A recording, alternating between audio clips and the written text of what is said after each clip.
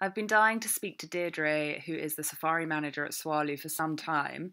I actually passed her like ships in the night when I was last at Tswalu, which is a year ago. It's a place I've been to a few times, and I would very much choose to go on my own safaris. I really love it there, not least because it's a absolute hotspot for seeing endangered or very rare species. They have pretty unrivaled conservation initiatives going on there and research, which means species such as wild dog and pangolin and aardvark are absolutely thriving there in this area of the Green Kalahari in northern South Africa.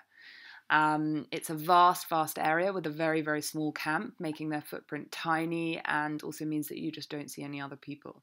So Deirdre is the one that organizes all the guides, does some guide training, and also guides herself. She's a very, very, very experienced top level South African safari guide, and it was fascinating to catch up with her about living at Tswalu, which I couldn't be more envious about.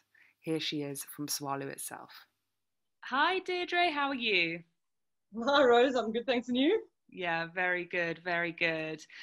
So it's such an honour to be joined by you, and obviously you're there at Tswalu at the moment, which is, we've just been chatting kind of offline. It's one of my favourite places in Africa, and you are Tswalu's head guide. So if we start from the beginning, where did you grow up, and how did you end up in the position you're in now? So I'm actually the safari manager. So that's the top, and then I have a head guard just below me. But I started, I grew up on a farm in Johannesburg, so in South Africa, and we sort of had donkeys and chickens and cows as pets and geese. I had a pet goose and a pet chicken.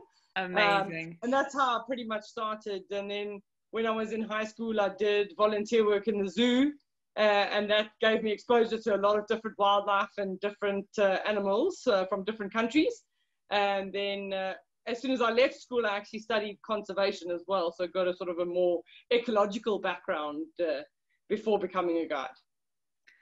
Amazing, because obviously now that you're placed at Tswalu, that is their conservation initiatives are pretty unrivaled. So it must cover all bases for you, not just the kind of managing the guides, but also, do you get involved with the conservation side of things as well?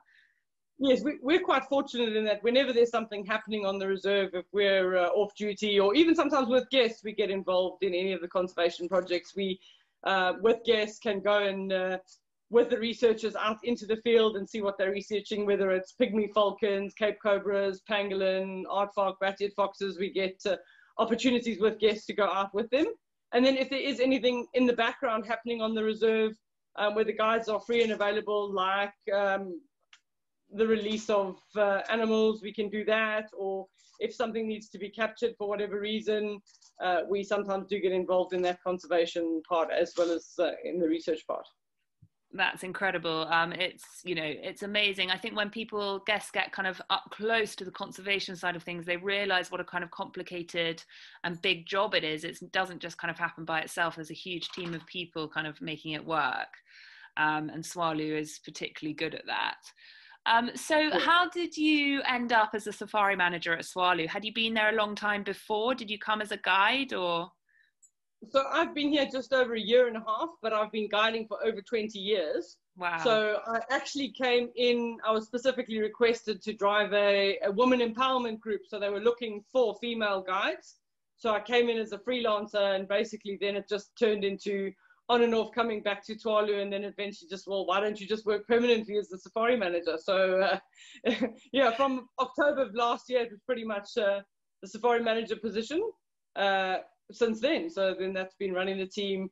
I acquired the stables as well. I'd never managed horses before, or the equestrian manager actually manages the horses. I just make executive decisions, let's put it that way.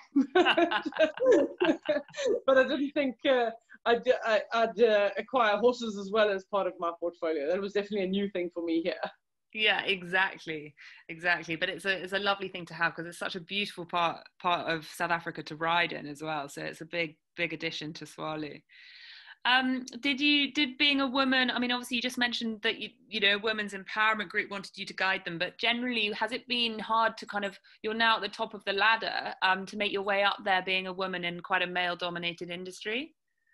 Well, I must say when I started, it was difficult, but you know, just over time, you prove yourself. And if you are a leader or, you know, you get into the responsible positions, I've been a head guide in most of the places I've worked previously. So you just get that experience and you can help teams along the way. I'm also, you just, yeah, I suppose now it's not, now it's more acceptable in the industry now that we sort of 20 years on. I probably say in the last 10 years, it's definitely been more acceptable whether you do have a woman guide or not. But certainly when I started, it was quite challenging, but you just had to prove yourself. You still had to be able to shoot the weapon like anybody else, drive a Land Rover successfully off-road like anybody else, change a tire, pick up cooler boxes, do all of the stuff that the gents could do, and then you were A for away. Oh my God, no, amazing. It's amazing how it's quite recent, the change in all industries really, that women have kind of come up the ranks. But as you say, you still have to just be as good, or if not better. So the guys don't give you too much grief then. No, but I think also it depends on your experience and, you know, reputation. Sometimes that precedes you as well. So then you just walk in and it's a lot easier. I think for me walking into Tswalu, it was also partly reputation. So everyone was, ooh, she's coming, she's this, she's that. So it was a little bit easier after having all the experience. Exactly. But yeah, the nice part about coming here is coming in even as an assessor is that I can help all the guides, mentor them and get them up to the different levels, because they actually have their own assessor on site. So yeah, we're busy currently. We're actually doing some guys for trails guide, some guys for level 2, some for level 3. So we're working with everybody to some self-development. And do you enjoy the kind of assessing and the teaching as well as much as you used to enjoy the guiding? Yeah, so I did do a little bit of both. So I've done training as well as assessments. So I've dabbled on both sides. So for me, it is enjoyable, particularly the training and actually seeing sort of either the light switch on when it's somebody brand new, or you can just help that guide up that next step, you know, that next level. That's awesome to see. And so if we go to the wildlife, what's your favourite species to kind of show to guests or to follow yourself? What do you find the most fascinating? Well, coming to Tswalu, I'd say the two big highlights for me would be being able to spend the time with the meerkats that we get to spend. You know, just the fact that they are habituated, and we've got numerous groups that are habituated and we can spend time with them. Just this morning, we spent time with the one little group that's got 5 little pups. So it was my first time seeing them come out, and really, really awesome. So each time that's new and refreshing because they're never doing the same thing. And then also I would say here, the ability in the certain times of the year to actually spend time on foot with pangolin. I know they're quite rare, and it took me 16 years in my career to see my first one. I arrived on Tswalu, and on my second day I said, I'd really like to see another pangolin. And the tracker said, sure, follow us. And by the end of the evening, I'd seen 2. So I definitely couldn't complain about that. So definitely a memorable sort of first, second day on the job. That's incredible. I think people are a lot more moved by the pangolin than they think they're going to be, because they're not really fearful of humans, are they? Because they don't really have any natural predators, and you can just potter along with them, can't you? Yeah, no, that's absolutely, and it's an incredible experience to just watch them and listen to them shuffling along in the dark, looking for their ants and their termites. And it is, I think they're now on a world stage, so more people know a little bit more about them and how they've been trafficked and everything like that. So now people do actually want to see these before, well, hopefully they never disappear, but before there's too much pressure on them. So it is quite a unique experience and opportunity that guests can get here at Tswalu. Yeah, absolutely. I remember when I did it, there was a researcher there, so she was telling me so much about it, which was fascinating, but also it was the clearest night. So you're following this amazing creature through the night, but you look up and you can see the Milky Way and everything, and it is very special, and pretty unique to Tswalu, that kind of experience. So, my favourite question, what's your most memorable or exciting wildlife experience that you've had? I know you've got loads, but one that sticks out. It's always difficult to pick one in particular because I mean it's been my career's been so long, so you know it just depends on which one sort of pops into your mind first. Probably one that I quote often with the meerkats is remembering when I first started working with meerkats. I was down in the Eastern Cape. It was one of the cold mornings, and there were 14 of them that came and huddled outside their hole, and they were all sitting upright in the sun. And the one on the very end was sitting there, but he had a little bit of an itch to scratch, and he lost concentration for a moment, and he actually tumbled over and he fell into the burrow. And it was just this puff of sand. And just like a human child would do, he sort of shuffled back out and he stood back in line. And then he sort of looked slowly left and right to see if anyone had seen that. But of course, by then, me, the guest, the tracker, we were all just really having a good laugh. But yeah, that's so having chatting about meerkats. Yeah. Yeah, the meerkats, you can, when you are following them, I think why they're so amusing is because they do have a lot of human characteristics, weirdly, in their kind of mannerisms and their family kind of, routines and things like that. And they are very endearing, very endearing. Yeah. Especially if you catch them in a winter morning and they've just come out and they're standing in the sun, but they're still a little bit sleepy and they sort of like nod off and every now and again fall over and then sort of wake up like, whoops, I'm supposed to be awake and on guard. Yeah, they are. You'll never, as you've already described, never get bored of those little guys. Like they're always doing something interesting and busy and fun to watch. And so apart from Tswalu, where do you take your own safaris? Where's your favorite place in Africa or in South Africa to go into the bush? So before coming to Tswalu, I actually spent a couple of years doing I was overlanding, so traveling the whole of Africa. And a place that I definitely go back to and really, really enjoy and would like to explore more would be Zambia and Uganda.